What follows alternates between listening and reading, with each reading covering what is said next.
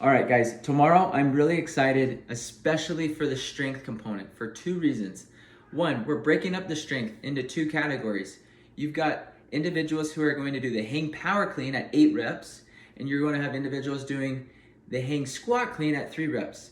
Now, remember, mechanics first, then consistency, then intensity. For the white, yellow, orange, maybe even the early blue level athletes, they will have more benefit tomorrow in working on the clean technique at a higher volume than they will at working on the squat technique at a lower volume, okay? We want mechanics and consistency of those mechanics for the early levels and then intensity for the later levels, all right?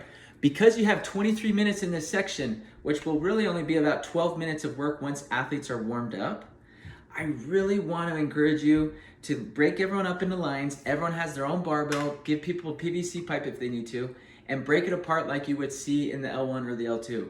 Okay, go in hang position. Then you're walking up and down the aisles, making people hold this position. My elbows need to be extended. I don't want any of this. I want shoulders over the bar.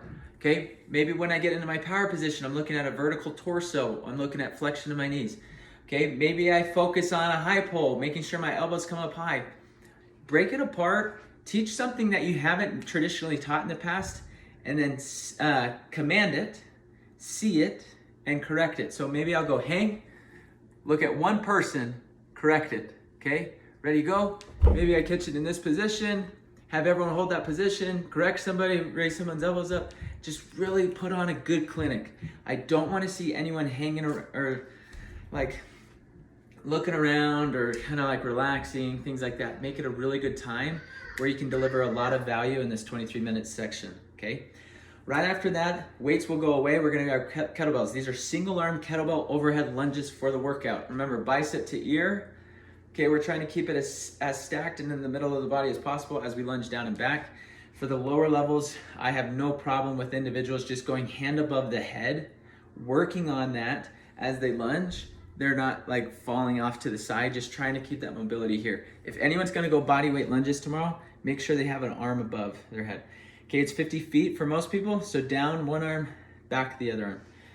For the toes to bar and bar muscle ups, tomorrow's not about that movement. You can demo it really quick, you can warm up for it really quick, but don't spend a lot of time on the bars tomorrow. The focus is on the cleans. All right, so just to recap, this is 3 rounds of an E6 mom, meaning every 6 minutes I'm going to do another round. One round consists of 2 sets of toes to bar, overhead lunges, and bar muscle ups. These should be unbroken sets. So individuals that have toes to bar, let's go unbroken. Individuals that have bar muscle ups, choose brown, black, or red, and keep them unbroken. Brown is 1 bar muscle up on purpose because I really want to challenge the early brown levels to do a muscle up in the workout. If they have to break up maybe the first round, they do the first round brown, and then the second and the third rounds purple, that's fine too, okay? Really encourage your athletes to go unbroken as best they can, and for athletes that almost have bar muscle ups or kind of have some bar muscle ups sometimes, for them to do it in the workout. Anyway, should be a good time. 3 scores. Make sure the clock is going up. Please don't have the clock going down. Don't let the athletes do math. If the clock's going up, once I finish my bar muscle ups on my second set, then I can look at the clock. If it reads 3:58, I know my score. Super easy. If it's going down, then I have to do math. Make sure the clock's going up. I hope that's helpful.